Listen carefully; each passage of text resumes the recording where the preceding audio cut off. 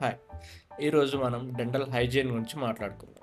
Dental hygiene అంటే మనకు గుర్తొచ్చేది బ్రషింగ్ అండి. ఎన్ని టైమ్స్ మనం బ్రష్ చేయాలి?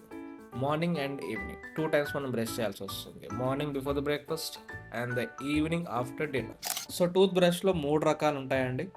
Soft, medium and hard bristles. Soft bristles ఉన్న టూత్ బ్రషే మనం యూజ్ చేయాల్సొస్తుంది. సో, మనం బ్రషింగ్ టెక్నిక్ గురించి మాట్లాడుకుందాం. సింపుల్ అండి. 0 అండ్ 1 నంబర్స్‌ని గుర్తుపెట్టుకోండి. 0 అంటే సర్క్యులర్ మోషన్ అండి. ఇలా సర్కిల్‌గా. 1 అంటే వర్టికల్ మోషన్ ఇలా. సో, వెనక side left or right side circular motion. ఇక్కడ సైడ్ కూడా circular motion. So, every side that should be 2 minutes. 2 minutes per side అండి. ఇక్కడ 2 మినిట్స్, 2 మినిట్స్ అండ్ 1 మినిట్.